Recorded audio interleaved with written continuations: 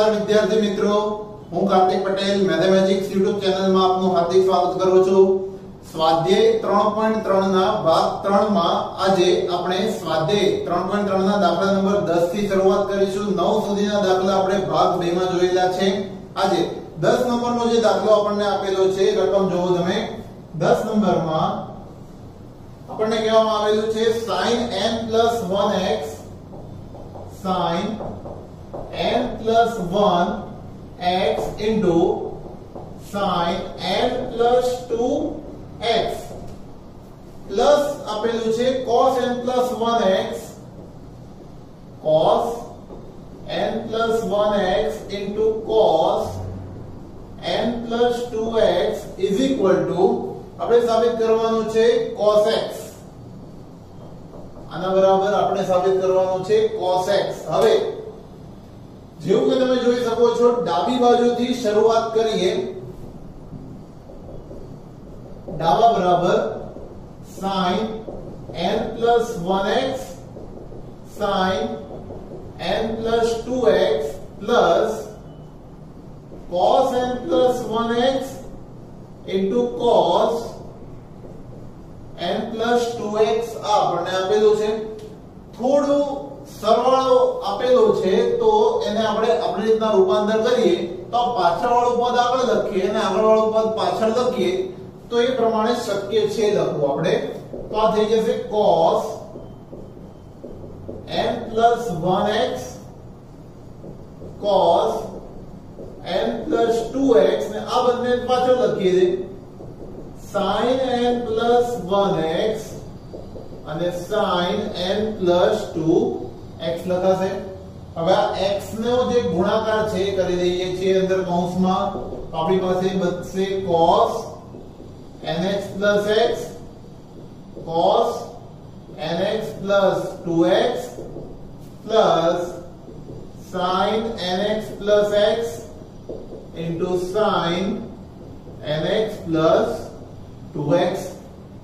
હવે nx plus x ને nx plus 2x બંનેમાં કોમન છે, એના બરાબર ધારી લેવાનું છે a અને b. nx plus x બરાબર a અને nx plus 2x બરાબર b ધારતા.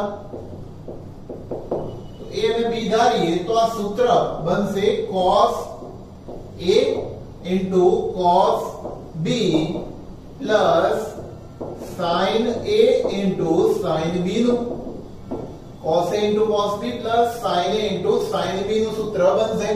તો આ સૂત્ર છે cos a minus b નું, જેમાં a ની કિંમત અને b ની કિંમત ફરી પાછી આપણે મૂકી દઈએ તો cos a બરાબર છે આપણી પાસે nx plus x અને માઈનસ b વાળા બંને પદ માઈનસ થઈ જશે nx minus 2x. આ nx બંને કટ થઈ જાય અને x minus 2x આપણને મળશે cos minus x. પરંતુ તમને ખ્યાલ છે cos minus ને ગળી જશે તો આવશે cos x, જે આપણી જમણી બાજુ સાબિત કરવાની હતી. એકદમ સિમ્પલ સમ છે. જો સૂત્ર આવડે તો બાકી આ સમ ખૂબ જ અઘરો થઈ શકે છે. બરોબર, સૂત્ર યાદ રાખવા જરૂરી છે. 11 નંબરનો દાખલો આપણને આપેલો છે cos 3π/4 plus x cos 3π/4 plus x minus cos 3π/4 minus x બરાબર minus √2 sin x આવું કીધેલું છે આપણને. હવે સૌથી પહેલા ડાબી બાજુ આપણે જોઈએ તો આપણને શું દેખાઈ રહ્યું છે? c minus c નું સૂત્ર કેમ દેખાઈ રહ્યું છે? c minus c યાદ છે આપણને, c minus c બરાબર -2ss સૂત્ર છે આપણી પાસે. તો એ સૂત્ર વાપરવાનું થશે. શરૂઆત કરીએ ડાબી બાજુથી. ડાબા બરાબર cos 3π/4 plus x minus cos 3π/4 minus x. c minus c સૂત્ર છે -2 ss. એમાં પહેલા આવશે sin બંનેનો સરવાળો ભાગ્યા 2. આ બંનેનો સરવાળો 3π/4 plus x plus 3π/4 minus x ભાગ્યા 2 ઇન્ટુ sin ફરીથી હવે બંનેની બાદબાકી 3π/4 પ્લસ x આ માઈનસ થઈ જાય તો નિશાની બદલાઈ જશે બંનેની 3π/4 minus minus plus x divide by 2. હવે જે આમાં કટ થાય છે એને ઉડાડી દઈશું x ઉડી જશે અને 3π/4 3π/4 આમાં ઉડી જશે. આપણી પાસે વધશે -2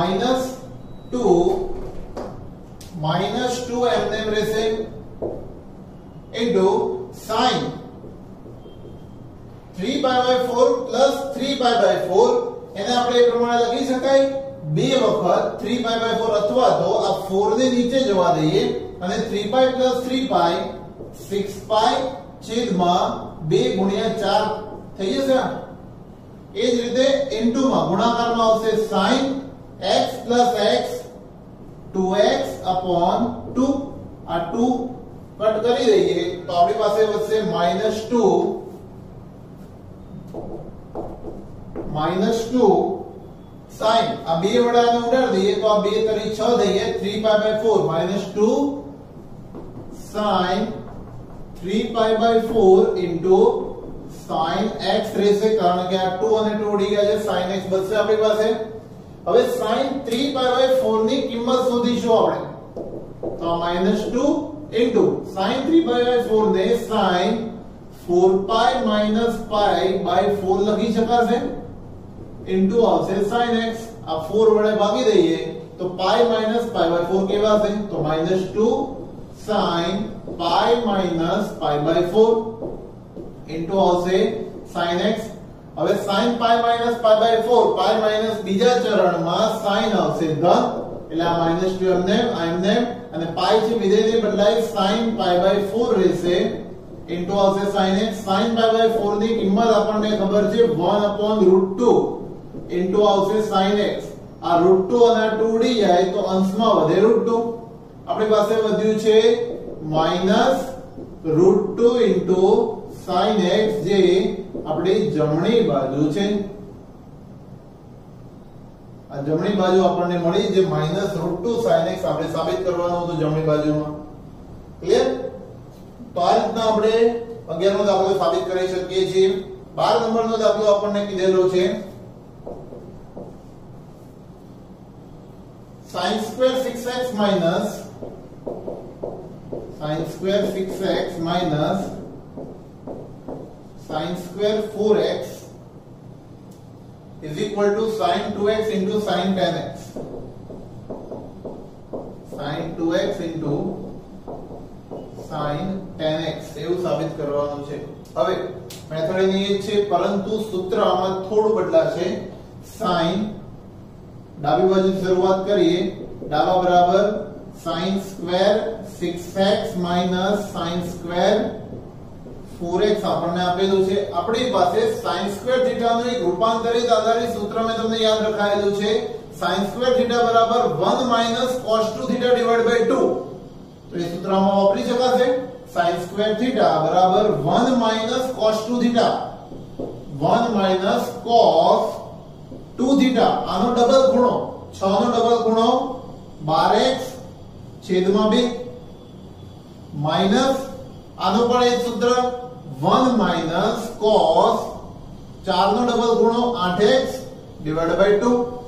બંનેના છેદ સરખા છે તો અંશનો સરવાળો બાદબાકી જે થાય છે તે કરી દઈએ આપણે તો 1 - cos 12x -1 ને minus minus plus cos 8x upon માં આવશે 2. આ 1 અને આ 1 તો ઉડી જવાના છે. આપણી પાસે વધશે આ cos 8x પ્લસ છે જેને આગળ લખીએ cos 8x minus cos 12x divided by આવશે 2. હવે અહીંયા 1/2 અલગ દઈ લેતા આપણી પાસે c minus c નું આપણે સૂત્ર લગાવી શકીએ છીએ. c minus c આ 1/2 અલગથી લઈ લઈએ c minus c -2ss તો -2s એટલે sin પહેલા બેનો સરવાળો એટલે કે 8x + 12x / 2 અને ફરી sin હવે બાદબાકી 8x - 12x / 2 તો સાદુરૂપ આપીએ તો આ 2 અને 2 ઉડી જશે, નિશાની આવશે આપણી પાસે માઈનસ ની, આ અહીંયા સાઈડમાં લખો છો માઈનસ ની નિશાની, sin 8 ને 12 20x / 2 20x / 2 into sin 8x - 12x -4x / 2 छेद उड़े છે 2 दू 4 ને 2 10 दू 20 તો માઈનસ sin 10x અને sin -2x રહેશે અહીંયા. હવે sin વિધેય અયુગ્મ છે, અયુગ્મ એટલે કે માઈનસ ને નીકાળી દેશે બહાર, માઈનસ બહાર નીકળશે તો માઈનસ માઈનસ પ્લસ થઈ જશે, આપણી પાસે વધશે sin 10x sin 2x જે આપણી જમણી બાજુ છે. હવે sin 2x ને sin 10x ગુણાકાર છે, આગળ પાછળ લખીએ કઈ ફરક પડતો નથી. ખ્યાલ આવ્યો? આ જ રીતે 13 નંબરનો જે દાખલો છે cos2 2x - cos2 6x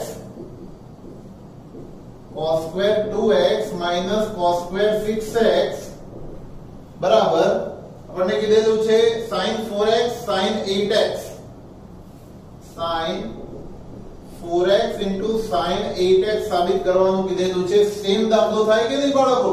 check કરો. sin2 નું સૂત્ર છે તો આપણે 1 - cos2 θ / 2 લખ્યું છે, તો એ જ રીતના જો cos2 નું સૂત્ર હોય તો આપણે 1 + cos2 θ / 2 લખાય, નિશાની ખાલી પ્લસ આવી જશે, બીજો કોઈ ફરક પડશે નહીં, એનું એ સૂત્ર સાબિત થઈ જશે છેલ્લે. બરોબર? તો આ દાખલો તમારે 13 નંબરનો જાતે ગણવાનો છે અને આના આધારિત બીજા અમુક દાખલાઓ તમને જાતે ગણવા આપું છું જે હોમવર્કમાં કરવાના છે. વિડિયો પોઝ કરીને નોટ ડાઉન કરી લો.